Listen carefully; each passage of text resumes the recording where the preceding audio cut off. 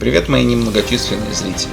В прошлом видео я показал вам прекрасные виды перевала Тимельсьёх, а между тем день еще был только в самом разгаре, и планы на этот день были наполеоновские. И следующим на пути у меня лежал небольшой итальянский перевал Пассо-Гиова.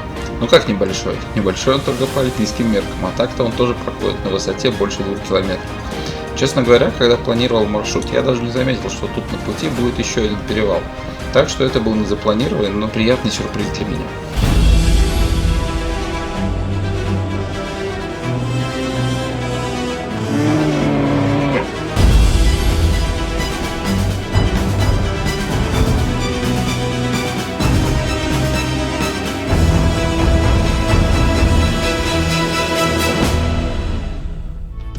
Подъем Пассо-Гиова начинается с этого маленького итальянского городка Сан-Леонардо-ин-Пассирия. Именно тут сходятся дороги Тимельсьёх-штрассе и трасса С-44, которая приведет меня обратно в Австрию. Я же в тот момент решил, что надо переодеться, ведь как только спустился с перевала, столбик термометра моментально поднялся с 10 до 25 градусов. Ну а я даже и не подозревал, что тут сразу начинается уже следующий подъем, и переодеваться не особо был смысл.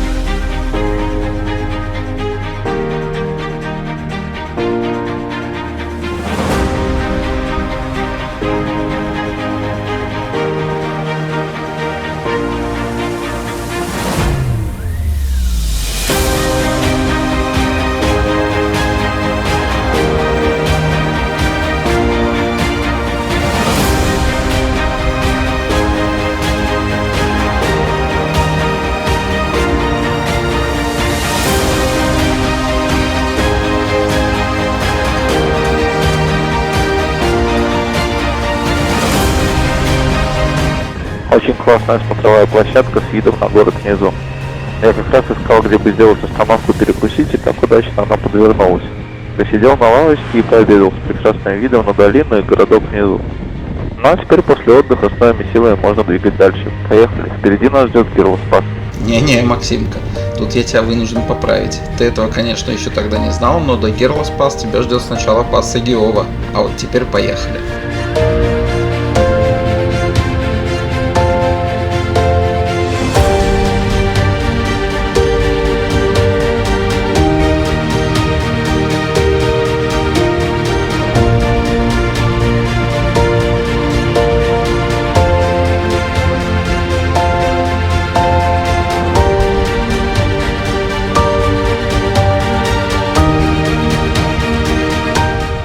Ух, дорога чистый кайф для мотокатушек. Гладко, как стекло, и в то же время извилистая. Каждый поворот приносит новый всплеск эмоций. Просто кайф. Дорога и в самом деле радовала. Пусть меня простят австрийцы, но Тимельсьёх, оставшийся позади, несмотря на всю свою эпичность, по видам, кажется, проигрывает этому, пускай не такому популярному перевалу. Уже сейчас вдоль дороги разворачиваются очень симпатичные виды, а с набором высоты впечатление лишь усиливалось, и вы еще увидите, какие удивительные пейзажи раскрываются вдоль этой трассы. Между тем, Пассо-Гиова, или Яуфенпасс, как называет его немецкоговорящая публика, выступает ключевым узловым пунктом между итальянской провинцией Больцано и австрийским регионом Тироль.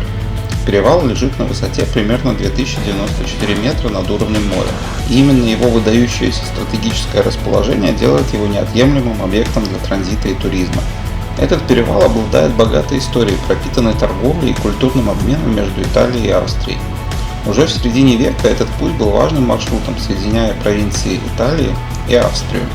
В окрестностях перевала расположены исторические объекты, говорящие о богатой культуре и традиции региона. Пассо-Гиова не раз попадал в маршруты профессиональных велогонов. И неудивительно, видя эти потрясающие серпантины. Да, здесь не только путешественники на мотоциклах находят свое удовлетворение, но и велогонщики, мчащиеся по извилистым дорожкам. Сам подъем к перевалу дарит действительно невероятные виды и включает в себя очень живописные серпантины, делающие эту поездку через перевал особенно захватывающей. Каждый из этих поворотов словно еще одна строчка в истории моих мотоприключений на дорогах. А сам пас Игиова станет отдельной главой в моей хронике мотопутешествий. Для меня он останется не просто точкой на карте, а частью истории, которая создается с каждым оборотом колеса. Здесь, среди горных вершин и завораживающих серпантинов, каждый километр – это новая страница в моем мотопутешествии. А между тем наглядно видно, как резко меняется природа вдоль дороги по мере набора высоты. Всего 5 минут назад это была густая зелень и местами лес.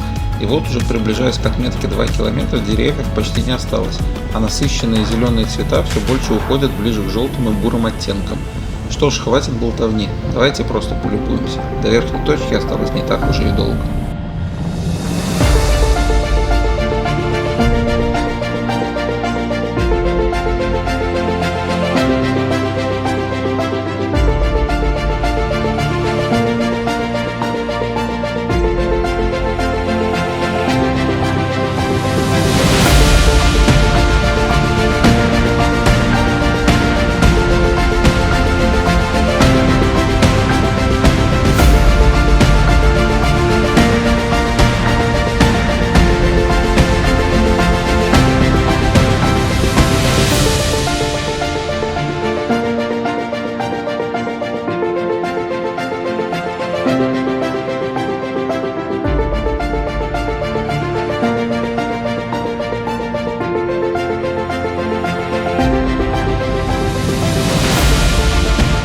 Ну вот мы с вами и добрались до верхней точки перевала 2094 метра, где традиционно, как обычно, наблюдается скопление мотоциклистов со всех концов мира.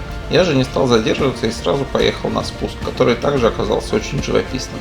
От себя настоятельно рекомендую этот перевал к посещению. Он не только бесплатен, в отличие от большинства австрийских перевалов, но и привлекает своей классной дорогой и видами. Да что я вам рассказываю, вы же сами все видите.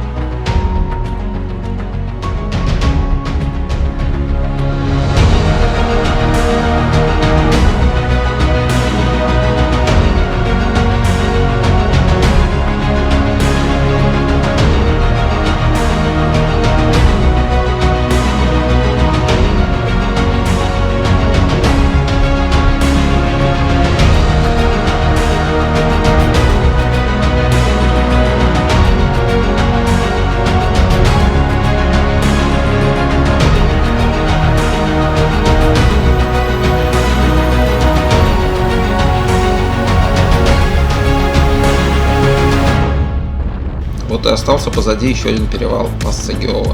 Ну а мы с вами, мой зритель, двигаемся дальше. Всего через каких-то 150 километров впереди нас ждет Герлоспас и самый большой водопад Европы – Кримль, высота которого достигает 380 метров. Вот типичный австриец на дороге, чтоб его. Вылезти во вторую полосу и тошнить потом не пропуская. И это не единичный случай. Честно говоря, то, как водят австрийцы, не водят, по-моему, нигде. Бесит ужасно.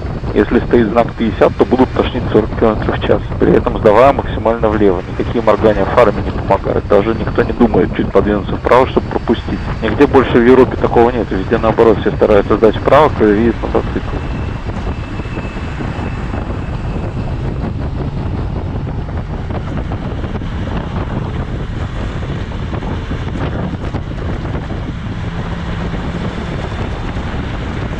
И вот всего 1,5 часа спустя начинается мой следующий подъем. Позади осталась маленькая австрийская коммуна Хайзенберг, и вот уже начинается дорога вверх в Герлоспас. Сам по себе перевал не очень большой, всего 1,5 километра, зато по пути встречаются классные виды на озеро. А изюминкой этого перевала является гигантский водопад Кримль, который уже упоминал ранее. Поехали!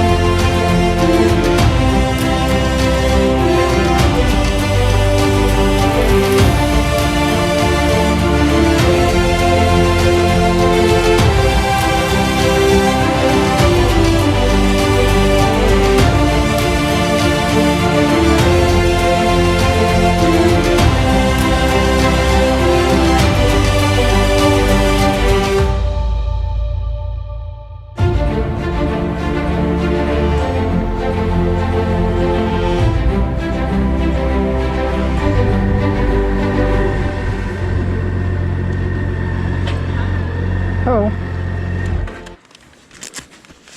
How much? 8 euros. 8? 8. Mm-hmm.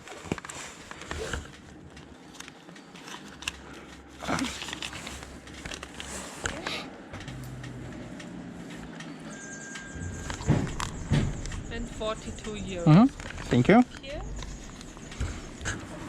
Your bag is open. Oh, thank you so much.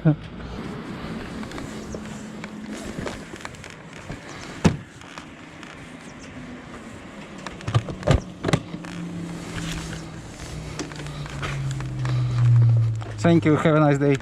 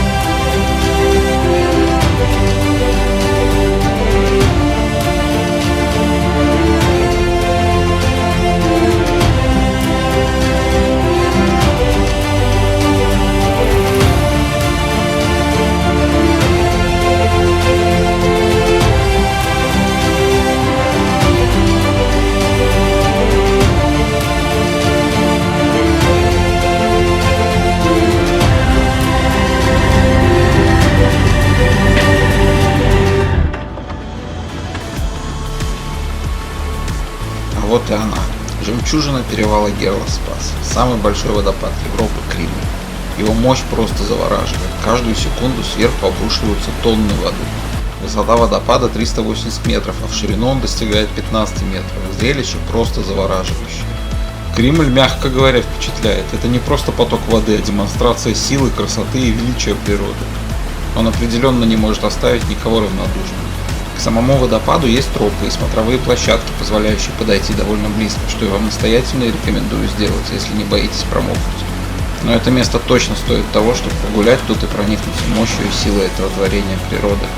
Водопадом Кремль заканчивается Герлоспас, если ехать в направлении со стороны Италии. Я же немного еще пообщался с другими туристами, привет вам, кстати, если смотрите, но и выдвинулся дальше в путь. На часах было уже 5:30 вечера, и на Гроссглокнер в этот день я уже определенно не попадал. Друзья, спасибо всем, кто смотрит мои приключения, и всем, кто досмотрел до конца этот эпизод. К сожалению, ввиду отсутствия комментариев, абсолютно не понимаю, насколько интересно или неинтересно смотреть и в каком формате лучше делать дальше. Оставлять ли закадровый текст или только текст с дороги, возможно, вообще количество повествований надо уменьшить и оставить только видео с дороги под музыки, как это было в первых роликах. Надо ли уменьшать хронометраж или сделать видео наоборот подлиннее. Буду рад любым комментариям, пожеланиям и критике. Без них очень трудно ориентироваться, как сделать лучше. Заранее спасибо и до скорой встречи. В следующем видео продолжим наше мотопутешествие по Альпам. Всем пока!